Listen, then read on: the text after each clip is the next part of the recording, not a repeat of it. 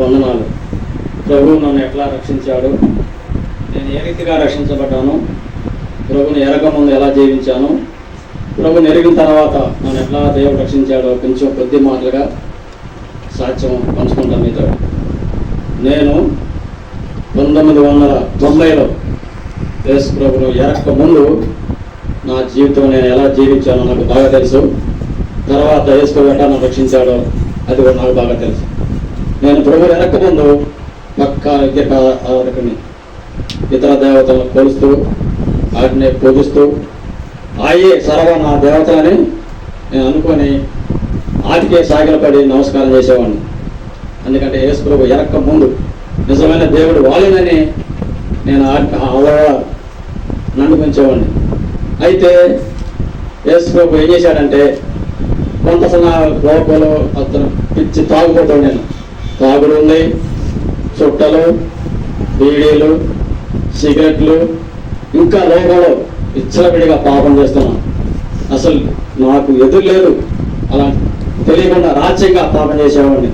ఎందుకంటే నేను అనుకునేవాడిని లోపల దేవతలకి ఒక్కొక్కరిద్దరు భార్యలు ఉన్నారు, వాళ్ళు తప్పు చేస్తే లేదు కానీ లేకపోతే నేను మానవుని, నా ఎంత వాళ్ళకంటే నేను వేసినటువంటి తప్పు చేయగలను, నేను ఏం చేస్తే తప్పేందని అట్టా ఉట్టించుకొని తప్పులు చేస్తూ పాపం చేస్తూ ఇచ్చలవిడిగా తిరిగేవాడిని. అయితే యేసు ప్రభు గురించి చాలా మంది చెప్పేవాడు కానీ నేను అయినవాడిని కాదు. ఎందుకంటే కొంతమంది క్రైస్తవులను చూసేవాడిని, వాళ్ళు చెప్పేది నీతి మాటలు, చేసేది తప్పుడు పనులుగా, వాళ్ళని కళ్ళ చూసేవాడిని. చెప్తారు నీతి మంత్రుని, యేసు ప్రభు గొప్పవాడు, ఆయన దగ్గర పాపం లేదు అని చెప్పేవాళ్ళు. కానీ వాళ్ళ ప్రవర్తన, వాళ్ళ నడకలు చూస్తుంటే నాకే చాలా, వాళ్ళు చెప్పే మాటకి దేవునికి చాలా వ్యత్యాసంగా ఉన్నా అనుకునేవాడిని. ఇలా ఈదిగా ఏమి చెబుతా ఉంటారులే అని చెప్పి అనుకొని రకరకాలుగా జీవించేవాడిని. అయితే నా రోజు ఏం చెప్పిందంటే, యేసు ప్రభు నమ్మేవాడు కాదు. అసలు యేసు ప్రభు ఎక్కడ ఉన్నాడు, అసలు నిజమైన దేవుడు ఎవరు ఉంటే నాకు అనుభవంగా అని చెప్పి మూర్ఖంగా మరి రకరకాల గౌరవంతో మాట్లాడేవాడిని అన్నమాట. అయితే యేసు ప్రభు అసలు నిజమైన దేవుడు అని కొంతమంది చెప్పినా కానీ నమ్మేవాడిని కాదు నేను. ఎందుకంటే వాళ్ళు చేస్తున్న చేష్టాలు క్రేజ్ వస్తుంటే నాకు నమ్మకలేదు కాదు. అలానే ఒక రోజు చేశాడే 1990లో వివాహం అయింది. నాకు అంత ముందే సంవత్సరం వరకు వివాహం అయింది. అయితే ఒక రోజు ఎట్లా వచ్చాను మందిరానికంటే, నేను మా యొక్క వెంకటేశ్వర్లు వాళ్ళు అప్పుడే కొత్తగా వెళ్తున్నారు రుద్రనాథాల నుంచి. అప్పుడు వెంకటపాలెంలో మందిరం ఉంది, అక్కడ సంఘం ఉంది, దాసులు ఏపైనా ఉన్నారు అప్పుడు. అయితే వాళ్ళు అప్పుడే కొత్తగా వెళ్తున్నారు. ఒకరోజు నేను అక్కడికి వచ్చాను. వచ్చినప్పుడు ఆయన ఏం చెప్పారంటారే, యేసు ప్రభు చాలా గొప్ప దేవుడు, ఆయన పాపం రక్షిస్తాడు, నిజమైన దేవుడు ఆయనే, ఈ లోకంలో ఇదే కాదని కూడా ఉట్టి ఆయన నిజమైన దేవుడు కాదని ఆయన చెప్పాడు అతోటి. నేను అప్పుడు కూడా నమ్మాలి ఆయన చెప్పిన మాట్లాడు. సరే ఏదేమన్నా సరే, మాకంటే పెద్దవాడు కాబట్టి ఒకసారి ఆయన మాట నమ్ముదామని చెప్పి రోజు చేసామంటే, ఒక ఆదివారం నన్ను తీసుకొచ్చాడు చర్చి, వెంకటపాలెం తీసుకొచ్చాడు. అప్పుడు ఎరిమియా ఉన్నాడు, తీసుకొచ్చాడు. సరే నేను అప్పుడు కూడా నవ్వుగానే వచ్చా మందిరానికి. అయితే ఎట్టయితే తీసుకొచ్చాడు బలవంతంగా. ఒక రారు అసలు ఏమి లేదు, నువ్వు నమ్మితే నమ్మావు లేకపోతే లేదు, కాబట్టి ఒక్కసారి రా చూద్దాం, నేను ఎక్క ఎత్తలు వెళ్తున్నాం. మాకు వెళ్ళి కాంచి కొంచెం నేను కూడా నామకర్తగా కేసులు కానీ చేస్తున్నాను. కానీ అయితే అన్నయ్య చెప్పిన మాటలు వాక్యాన్ని బాగా హృదయాల్లో కూర్చుకొని ఆయన విశ్వాసం ఉంచాడు దేవుడి మీద. సరే నన్ను కూడా తీసుకొచ్చాడు. నేను మా భార్య ఇద్దరు వచ్చాము, వాళ్ళిద్దరు భార్య భర్తలు వచ్చాము, వాళ్ళ నలుగురిమే పొద్దున పాలించి వస్తా ఉన్నాం. సరే నేను వచ్చి ఆ మందిరంలో కూర్చున్నాను. అక్కడ అన్నయ్య గారు పులికట్టు మీద ఉన్నాడు, పులికట్టు ఎదురుగా నేను కూర్చున్నా. కూర్చుంటే ఒక వాక్యం అన్నయ్య గారు పదే పదే పదే పదే నాకు వెళ్ళి ఎదురు చెబుతున్నాడు. ఏం చెబుతాడంటే, నీ నడక తెలుసు, నీ పరగ తెలుసు, నువ్వు ఎక్కడ తిరిగదో నాకు తెలుసు, ఇవన్నీ తెలుసు కాబట్టి ఇప్పుడైనా సరే జాగ్రత్త పడి దేవుని వైపు తిరుగుతావా, సరే సరే, లేదంటే నీకు నిత్య నరకం ఉంది, అగ్ని ఆరదు, పురుగు సాగదు, ఎమ్మకుండా ఉంది, తప్పించుకోలేవని చెప్తున్నాడు. ఈ లోకంలో చేసే తప్పులన్నీ తప్పించుకోవచ్చు, కానీ దేవుని దగ్గర మాత్రం తప్పించుకోలేవని అన్నయ్య గారు పదే పదే నాకు ఏళ్ళు చూపిస్తా ఉన్నాడు. నాకు బాగా కోపం వచ్చింది అన్నయ్య గారు చెప్తే. ఎందుకంటే నేను చేసిన తప్పు అన్నయ్య గారికి ఎట్లా తెలుసు, ఎవరైనా చెప్తుంటారు, లేకపోతే చెప్పకపోతే పదే పదే నాకెళ్ళి ఏళ్ళు చూపించి ఆయన మాట్లాడుతున్నాడు అని చెప్పి మా సామ్రాజ్యం చెప్పి, లేకపోతే ఈ పెద్ద మనిషి చెప్పి ఉంటాడు, ఈ పెద్ద మనిషి నన్ను తీసుకొచ్చింది మందిరానికి, అంతకుముందు దేవుడు నాకు తెలియదు అనుకున్నాను నేను. ఏదైనా మామూలు చెప్తుంటారు, చెప్పకపోతే అన్నగారికి ఏం తెలుసు? నువ్వు తప్పు చేస్తున్నావు, నీ నవ్వు సరిలేదు, నీ నడక, నీ పడక, నీ క్రియలు సమస్తం నీకు సరిలేవు. కాబట్టి ఇప్పుడు తెలుసుకొని దేవుని వైపు తిరుగుతావా? సరే సరే, లేకపోతే నీకు నరకాలు తప్పదా అన్నాడు అన్నయ్య. అరే నేను ఎంత తప్పు చేస్తున్నాను ఎవరికి తెలియదు, ఈయన అన్నయ్య గారికి ఎక్కడ చెప్పి అనుకోండి కోపం వచ్చి అన్నయ్య గారు అయిపోయిన తర్వాత అన్నయ్య గారిని కొట్టాలని నేను అనుకున్నాను. అంత కోపంగా ఉండే తప్పుడు అసూయ. అన్నయ్య గారికి ఇవన్నీ ఎక్కడ తెలుసు, ఎవరో చెప్తుంటారు కాబట్టి, అన్నయ్య పదే పదే నాతో మాట్లాడుతున్నాడు కాబట్టి అన్నయ్య గారిని తర్వాత లేచాను సార్, పక్క పట్టాలు లేచింది. సరే కోపం అనుసుకొని ఆగట. తర్వాత అన్నయ్య గారు అదే వాక్యం పద్ధతి చెప్పే తర్వాత మళ్ళీ దాని గురించి అర్థాలు చెప్పారు. ఇది చెప్పేది నేనే కాదు, దేవుని వాక్యం మాట్లాడుతుంది, దేవుడు నీతో మాట్లాడుతున్నాడు, నేను కాదు మళ్ళీ అనుకున్నావు నువ్వు. దేవుని వాక్యం నేను హెచ్చరిస్తున్నాను కాబట్టి ఇప్పుడైనా సరే తెలుసుకొని నీ తప్పును తెలుసుకొని దేవుని వైపు తిరుగుతావా? సరే సరే, లేకపోతే నీకు నరకం తప్పదని పదే పదే అన్నయ్య గారు మాట్లాడుతున్నప్పుడు సరే అట్లా ఆగి నేను కోపాన్ని కొద్దిగా తగ్గించుకొని ఇంకా ఏం చెబుతారో చూద్దామని ఆలోచన చేశాను. మళ్ళీ వాక్యం తీసుకున్నాను అన్నయ్య గారు. మళ్ళీ వాక్యం ఏం చెప్పాడు దేవుని మాటలో వాక్యంలో? యవనస్తుడా, నీ యవన కాలం అంతా నీ కోరిక చొప్పున, నీ ఇష్టం చొప్పున నువ్వు తిరిగితే ఎన్నిటిని బట్టి నువ్వు తీర్పులోకి వస్తావు. ఈ లోపల నీకు తీర్పు లేకపోవచ్చు, లేదా నీకు తెలియపోవచ్చు. ఈ లోపల చర్చలు, కోట్లు ఇవన్నీ కూడా నువ్వు చేసిన తప్పుకి ఇక్కడ పరిమితాయి. కానీ దేవుడి దగ్గర ఒక తీర్పు ఉంది. అక్కడ నువ్వు తప్పించుకోవడానికి నీ తరం కదలాలి అనే కదా. ఇక్కడ తప్పించుకోవచ్చు. నువ్వు చేసిన తప్పు, పాపము, నువ్వు నడిచే మార్గం యజమంటైనా సరే దేవునికి తెలియపోవచ్చు అనుకున్నావు నువ్వు. దేవుడికి సమస్తం తెలుసు. ఆయన లోకాన్ని ఒక గంటతో చూస్తున్నాడు. కాబట్టి ఇక్కడ నువ్వు యవన కాలంలో నిష్ఠానుసారంగా జీవించు, పాపంలో జీవించు, లోకంలో జీవించు, ఎట్లా జీవించు. కానీ ఒకరోజు ఎన్నింటిని బట్టి నువ్వు తీర్పులోకి వస్తావు. తీర్పు తప్పు దేవుడి దగ్గర తప్పించుకోలేవు అని చెప్పినప్పుడు నాకు బాగా ఈ వాక్యం హృదయానికి గుచ్చుకుంది. ఇది నేను చెప్పే మాట కాదు, దేవుని వాక్యం నీతో మాట్లాడుతుంది. తెలుసుకొని వాక్యానికి లోపడతావా? సరే సరే, లేకపోతే తిరిగి లేకుండా హఠాత్తుగా మరణిస్తావు. అప్పుడు నిన్ను ఎవడు కూడా రక్షించలేదు, నిత్య నరకానికి పోతామని అన్నయ్య పదే పదే ఈ మాట మాట్లాడేటప్పటికి నాకు బాగా ఈ వాక్యం హృదయంలో పుచ్చుకుంది. నేను ఏం చెప్పే మాట ఏమన్నా అప్పుడు అన్నయ్య గారిని తపాంచలేను. అప్పుడు దాకా అన్నయ్య గారిని పడదాం అనుకున్నాను. దేవుడు వాక్యం ద్వారా మాట్లాడినప్పుడు నువ్వు లోపడాలని చెప్పి అన్నయ్య గారు చెప్పినప్పుడు అప్పుడు నేను పశ్చాత్తాపడ్డాను. ప్రభా క్షమించు, ఇవన్నీ నాకు తెలియదు, అసలు యేసు అంటే తెలియదు కాబట్టి దైవజాముకునే పట్టాలనుకున్నాను, క్షమించండి. అప్పుడు అన్నయ్య గారు క్షమించి మన అప్పుడు దేవుడు అన్నీ క్షమించేశాడు ఇక తప్పుని. తర్వాత అన్నయ్య గారు అన్ని ఎవరిగా చెప్పారు. ఇది నేను చెప్పే మాట కాదు, దేవుని వాక్యంలో రాయబడి ఉంది. వాక్యానికి లోపలి లేదే నువ్వు రక్షించబడతావు, లేకపోతే నరకానికి వెళ్తావు అని చెప్పినప్పుడు నేను వెంటనే దాన్ని సరి చేసుకొని తప్పు క్షమించమని అడిగి దేవుని వెంటనే ఆ రోజు అయిపోయింది, వాక్యం అయిపోయింది, అందరూ వెళ్ళిపోయారు. కాబట్టి నేను ఉండేది రుదనాపాలెంలో కాదు, దావరపిల్లు. అప్పుడు మా కొత్తగా పెళ్ళి అక్కడికి వెళ్ళి అసలు ఉండేది మా సొంత రుదనాపాలెమే. అయితే మేము అంతా అక్కడికి వెళ్ళాం, అక్కడ ఉంటా ఉన్నాం. సరే అక్కడ వెళ్ళిన తర్వాత ఏం జరిగిందంటే అక్కడ వెళ్ళిన మా తల్లిదండ్రులు చెప్పాను, నేను ఇట్లా దేవుని వాక్యం మాట్లాడింది, ఇట్లా దేవుని నమ్ముకోవడానికి నేను సిద్ధపడ్డాను, కాబట్టి నేను ఇక్కడి నుంచి మీ యొక్క దేవుని మొక్కను తీర్మానం చేసుకున్నాను. నేను యేసు ప్రభువే నిజమైన దేవుడు, ఆయన నాతో మాట్లాడే వాక్యం ద్వారా ఇవన్నీ మా కాబట్టి ఏం చేశానంటే మా తల్లిదండ్రులతో చెప్పారు. మా తల్లిదండ్రులు అన్నారు కదా, అబ్బాయ్ యేసు ప్రభువు మనకు పనికిరాడు, మన ఇంట్లో దేవత ఉంది. అప్పుడు మా అమ్మకి ఒంటి మీదకి ఈ నాగేంద్రులని రకరకాల పుట్టలని మాకు రుద్రనాపల్లి మా ఇంట్లో పుట్టు ఉండేది.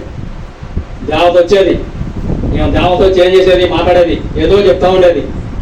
కాబట్టి మన దేవుడు సాంబశివుడు, నాగేంద్రుడు వాళ్ళు మన మీద వస్తారు, వాళ్ళు చెప్పకపోతే మనం ఏదో చేస్తారా, యేసులో మనకు వద్దు, మన దేవుడు కాదు, వాళ్ళు మాలా మాది వాళ్ళ దేవుడు అని చెప్పి వాళ్ళు చెప్పారు మా తల్లిదండ్రులు. ఎవరు దేవుడైనా సరే నేను మాత్రం వేసుకోవడం రక్షించదు. ఆయన వాక్యంతో నాతో మాట్లాడే నాకు మార్పు వచ్చేసింది. ఇంకా నేను ఈ దేవత నమ్మను, కాబట్టి నేను యేసులోకి నమ్ముతానని చెప్పి నా తల్లిదండ్రులు చెప్పినప్పుడు ఒప్పుకోలేదు. ఒప్పుకోకపోతే ఏం చేశారంటే మా అన్నయ్యలు, మా అన్నదమ్ములు అందరూ ఏం చేశారు, హే మనమంతా నడిచి మేమంతా ఒక పాపం నడితే నువ్వు ఒక్కడే వేరే పాపం నడుపుతావా, మేము ఒప్పుకోవడానికి లేదు, మర్యాదగా మేము చెప్పేట్టు ఈ దేవతలో పెడతావా, సరే సరే, లేకపోతే నువ్వు ఇంట్లో కూడా ఉండటానికి వీల్లేదు, ఓ నీ ఇష్టాలుగా పోతావు, మాకు తెలియదు అని చెప్పి నన్ను కలగొట్టారు వాళ్ళు. సరే 2 రోజులు చూశాను, 3 రోజులు చూశాను. యేసుప్రభు మాత్రం వాక్యం ద్వారా నాతో బాగా మాట్లాడుతున్నారు హృదయంలో. వద్దు, వాళ్ళ ఆ దేవతలు నమ్మొద్దు, అది దేవుడు కాదు, అవి విగ్రహాలు, వాటి నమ్మామంటే అటువంటి వారి అని చెప్పి వాక్యం రాయబడింది. తర్వాత తెలుసుకోవాలి నిదానంగా.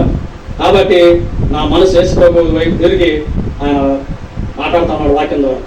అయితే ఏం చేయాలి? నేను ఒక్కడిని, వాళ్ళు 5 అన్నదమ్ములు ఉన్నారు. ఇంకా పక్క ముందు రకరకాల చేరి నన్ను ఎట్టయినా సరే యేసుప్రభు దగ్గర నుంచి తప్పియాలని రకరకాలుగా ప్లాన్ చేశారు వాళ్ళు. యేసుప్రభు మా వాళ్ళదే మనకెందుకు, మనం ఎప్పుడు వచ్చాము, మనం ఎవరు నమ్ముకోలేదు, మన మీ పేరు నాయకురావు, నాకెందుకు పేరు పెట్టాం, సామశివుడు, ఈ రకంగా చెబుతున్నారు. ఇవన్నీ దేవతలు మనం పెట్టుకుంటే యేసుప్రభు మన దేవుడు కాదబ్బా, ఎక్కడ అమ్మాయి కాదు దేవుడు, ఆ దేవుడు అని చెప్పి మా తల్లిదండ్రులు అందరూ బెదరగొట్టేశారు. బెదరగొట్టినా సరే దేవుడు వదిలిపెట్టలేదు. సరే దేవుడు ఏం చెప్పారంటే ఇక ఫైనల్ మాట, 6 రోజులు వాళ్ళకే నాకు ఇంట్లో బాగా ఈ దేవుడి కాలం తరకాలం జరుగుతూ ఉంది. వాళ్ళు వద్దని నేను యేసుప్రభు నమ్మాలని. అయితే ఒకరోజు బాగా తీర్మానం చేసుకున్నాం మా భార్య భర్తతో, సిద్ధపడ్డాక వీళ్ళు ఉంచితే సరే, ఉండకపోతే ఇక్కడి నుంచి వెళ్ళిపోవాలి కదా, సిద్ధపడ్డాక దేవుడి ఎక్కడ దేవుని పిల్లలు ఉన్నారో వాళ్ళ దగ్గరికి వెళ్ళిపోవాలి, ఎంతో ఉంటే మనకి వీళ్ళు శత్రువుతో సమానం అని ఆలోచన చేసుకొని ఇక తీర్మానం చేసుకున్నాం. ఫైనల్ ఆదివారం, శనివారం సాయంత్రం తీర్మానం చేసుకున్నాం. ఇక ఈ ఆదివారం వచ్చాం కదా, మళ్ళీ ఆదివారం కల్లా ఈ వారం అంతా మాకు వాళ్ళకి గలిబిలి, గందరగోళం, తగాదలు రకరకాలు జరుగుతూ ఉంది. సరే అప్పుడు ఆదివారం శనివారం సాయంత్రం తీర్మానం చేసుకొని అక్కడి నుంచి సిద్ధపడ్డాం. తల్లిదండ్రులు ఉంచారా? సరే, లేకపోతే నేరుగా మళ్ళీ ఇక్కడికే వచ్చాం, ఉత్తరాబాద్ వచ్చాం. అప్పుడు మేమంతా అక్కడే ఉన్నాం, చాలామంది మా అక్కవాళ్ళు, మా బావాళ్ళు వీళ్ళందరూ అక్కడే ఉన్నాం. సరే వచ్చిన తర్వాత ఏం చెప్పారంటే వాళ్ళు, మా తల్లిదండ్రులు, అబ్బాయి నిజమే నేను ఎప్పుడైతే ఒక ఫైనల్ మాట, ఇక ఆ దేవుని వదిలిపెట్టి వస్తావా మా వైపురా, లేకపోతే నువ్వు ఇక్కడ ఉండటానికి వీల్లేదు, వెళ్ళిపోవడం ఇది వదిలిపెట్టి నీ కట్టుబట్టతో వెళ్ళిపోవాలి, ఇక్కడ ఉండటానికి లేదని చెప్పారు. ఓకే, దానికైనా సిద్ధపడ్డాను. ఇక ఆ రాత్రి ఉన్నాము, తెల్లారి ఆదివారం లేచాము, మా బట్టలు మేము సర్దుకున్నాం ఇద్దరే. ఇక మేము చెప్తాం యేసుప్రభు ఏమి నమ్మాం, సచ్చిన బ్రతికినా ఆయన కొరకే చేస్తాం. ఇంకా నేను మీ దేవతను మొక్కను, మీ దారికి రాను అని చెప్పాను. వాళ్ళు కదా వచ్చారు, సరే అంతేనన్నారు. అంతే, ఇంకేమన్నా కానీ సచ్చిన ఆయన కొరకే, బ్రతికిన ఆయన కొరకే అని చెప్పి తీర్మానం చేసుకున్నాం. అంతేనా, మా వదిలిపెట్టి పోతా ఇక అంతే, నీకు పోటీ తిరిగి రావడానికి అన్నారు. రాకపోయినా అక్కడే ఉంటాను తప్ప మళ్ళీ తిరిగి రానిక అని చెప్పాను. సరే పో, ఇక నీ మధ్యలోకి వచ్చామంటే ఒప్పుకోమని చెప్పి మా తల్లి, తండ్రి, మా అన్నదమ్ములు మొత్తం నన్ను నిలగొట్టేశారు. యేసుప్రభు నమ్ముకున్నందుకు నిలగొట్టేశారు.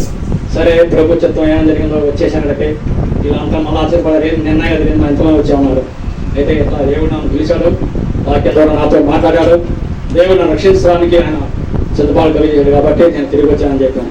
సరే మంచిది, అందరూ అట్లా అనుకున్నాం, తీర్మానం చేసుకున్నాం. యేసుప్రభుని 1990లో నేను రక్షించబడ్డా. దేవుడు రక్షించాడు. నా హృదయం అంతా మారిపోయింది, జీవితం మారిపోయింది, బ్రతుకు మారిపోయింది. చుట్లు, సినిమాలు, ఇంకా రకరకాల తాగుడు, అనేకమైన వ్యసనాలతో ఉన్న జీవితం నన్ను దేవుడు తన వాక్యం ద్వారా, యవ్వన కాలంలో నువ్వు చనిపోతే నువ్వు ఎక్కడికి వెళ్తావు, ఈ లోకంలో ఇష్టానుసారం జరిగితే నువ్వు చనిపోతే నీ నరకంగా వెళ్తావు అని దేవుడు వాక్యం ద్వారా మాట్లాడినప్పుడు వెంటనే నేను లోబడి దైవజనుడితో చెప్పాను. అప్పుడు ఏమి అన్నా వాక్యం ఎట్లా చెప్పాడు, ఆయన వాక్యం ద్వారానే నేను మార్పు చెందాను. ఎంతో మంది చూశాను కానీ ఎవరు అట్లా మార్పు చెందాను కాదు, ఎందుకంటే నమ్మేవాడు కాదు. ఆయన వాక్యం చెప్పాడు, ఒక్క మాటతోనే నేను మారిపోయాను, నా జీవితం మారిపోయింది, బ్రతుకు మారిపోయింది. యేసుడు ఆనాటి నుంచి ఈనాటి వరకు కూడా నన్ను యేసుడు వదిలిపెట్టలేదు. నేను ఎంతో క్షేమంతో ఉంచుతాను కుటుంబాన్ని. ఇంకా నాకు 2 బిడ్డలు ఇచ్చారు దేవుడు, ఇంతవరకు కాపాడుతూనే వచ్చారు. ఆయన ఏ తక్కువ తల్లిదండ్రులు వదిలిపెట్టినా కానీ దేవుడు మాత్రం వదిలిపెట్టలేదు. నాకు ఇంతవరకు తోడుగా నేను యేసుప్రభు గారు నడిపిస్తూనే ఉన్నారు. తర్వాత కొంతకాలానికి వాళ్ళే నా కాడికి వచ్చారు, నేను వాళ్ళ దగ్గర పోలేదు. వాళ్ళని దేవుడు మార్చి అసలు ఇంట్లోంచి వద్దు నువ్వు అంతటితోనే అని చెప్పిన వాళ్ళు మా తల్లి, తండ్రి, మా అన్నదమ్ములు చివరికి కొంతకాలానికి వాళ్ళే నా దగ్గరికే దేవుడు రప్పించారు. వచ్చి సరే అయిపోయింది లేక ఎందుకు జరిగిపోయింది, నీ దేవుడు గొప్పడు అని చెప్పని అనిపించి దేవుడు వాళ్ళు కూడా కొంతమందిని, మా వదిన వాళ్ళు కూడా కొంతమంది మారిపోయారు. కాబట్టి అన్నదమ్మలే 2 మాట్లాడు కానీ వదిన వాళ్ళు చివరికి మా తల్లి కూడా మారిపోయింది. కాబట్టి అలానే దేవుడు నన్ను ఎట్లా రక్షించాలంటే, ఒకప్పుడు లోకంలో జీవిస్తున్నాను, దేవుడు ఎరగనన్ను వాక్యం ద్వారా నువ్వు చనిపోతే ఎక్కడికి వెళ్తావు, ఒకసారి జ్ఞాపం చేసుకో. యవ్వన కాలంలో ఉన్న మనం వృద్ధిలో ఉన్నా సరే చనిపోతే మనం వెళ్ళే స్థానం ఏది, ఎక్కడికి వెళ్తాం? వాక్యంలో రాయబడింది. నువ్వు వెళ్తే ఎక్కడికి వెళ్తావు? నిత్య నరకం, కాసుకో ఉన్నాయి, అగ్ని గంధకం, యుగయుగలు, ఏడుపు, పలుగు కూడా ఉందని దేవజనుడు వాక్యం ద్వారా హెచ్చరించిన ద్వారా నేను వెంటనే దానికి తీర్మానం చేసుకోండి. ఇది ఉండగా వల్ల నేను చేసిన పాపాన్ని బట్టి, నేను చేసిన తప్పును బట్టి, నేను చేస్తున్న ఈ రోజులో అక్రమ అన్యాయాలు బట్టి, దుర్మార్గాలను బట్టి ఇవన్నీ దేవుని వాక్యంలో రాయబడి ఉండే కావాలా. కాబట్టి ఇప్పుడైనా లోబట్టే దేవుడు క్షమిస్తానని చెప్పినప్పుడు నేను వెంటనే లోబడి పశ్చాత్తాపడి ఒప్పుకొని పాపాలు దేవుని నీతిమంతునిగా చేశాను. ఇప్పుడు నేను చనిపోయినా కూడా దేవుని దగ్గర ఉంటానన్నంత నిరీక్షణ నాకుంది. ఒకప్పుడు దేవుని ఆ నిరీక్షణ నాకు లేదు. నేను ఎక్కడికి వెళ్తానో నరకానికి వెళ్ళే స్థితిలో ఉన్నాను. దేవుడు నరకానికి తప్పించి ఇప్పుడు మోక్ష రాజ్యానికి వెళ్తానికి సిద్ధపరుస్తున్నాడు. ఇప్పుడు నేను చెప్పగల ధైర్యంగా ఇప్పుడు ఈ సమయంలో ఈ సమయంలో నేను చనిపోయినా కానీ దేవుని రాజ్యంలో నేను ఉండాలని అంత ధైర్యం నిరీక్షణ నాకు దేవుడు ఇచ్చాను. కాబట్టి అలానే ఇంకెవరైనా దేవుడు ఎరగపోతే, దేవుడు తెలుసుకోకపోతే ఒకసారి జ్ఞాపకం చేసుకోండి. దేవుడు ఎప్పుడైనా సరే దేవుని వైపు తిరుగు. నిత్యం నరకం కాసుకోవడం నీ కొరకు నా కొరకు. దేవుని మాటలు ఏమైనా పెడసేవను పెడితే ఒకరోజు దేవుడు నేను కూడా పెడసేవను పెడతాను. కాబట్టి ప్రియులారా ఒకసారి జ్ఞాపకం చేసుకోండి. దేవుని నమ్మితే నిత్యం సంతోషం, సమాధానం, మరి ఎంతో నెమ్మది. ఒకప్పుడు నా జీవితంలో నెమ్మది ఉండేది కాదు, సంతోషం ఉండేది కాదు, సమాధానం ఉండేది కాదు. ఎప్పుడు చూసినా కలవరం హృదయంలో.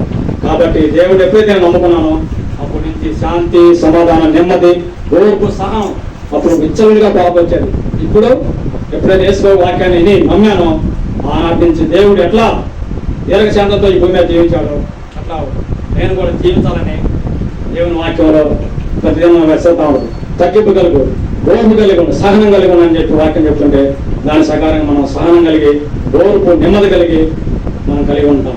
ఎంతో దేవుడు నన్ను ఆశ్రయించాడు, గొప్ప చేశాడు. కాబట్టి వీళ్ళ మీరు కూడా ఎవరైనా తెలియకపోతే దేవుని నమ్మండి. నిజమైన దేవుడిని గుర్తించండి. ఈ లోపల దేవతలన్నీ కూడా అవి ఉట్టి విగ్రహాలు.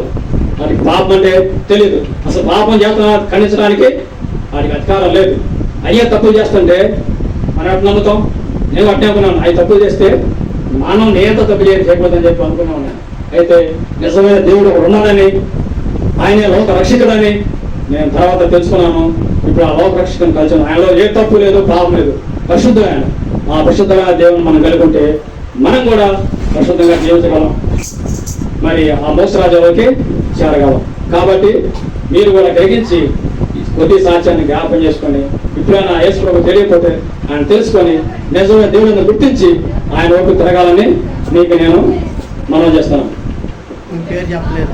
నా పేరు నాగేశ్వరరావు. చెప్పలేదు. నా పేరు బాగా తీసుకున్నప్పుడు ఆ రోజు మీ అన్నయ్య గారు. కాబట్టి నా పేరు అసలు పేరు నాగేశ్వరరావు. తర్వాత దేవుడు వాక్యం మార్పు చెందిన బాప్టిస్ట్ మార్పు చెందిన తర్వాత మా పేరు మార్చాడు. నా పేరు తర్వాత నతానీలని పేరు పెట్టాడు. కాబట్టి ఆ రకంగా మార్పు చెందాం. దేవుని కొరకు సాక్షిగా జీవిస్తున్నాం. కాబట్టి మనం కూడా అలా దేవుని కొరకు సాక్షిగా జీవించాలి. ఈ కొద్ది సాక్ష్యాన్ని దేవుడు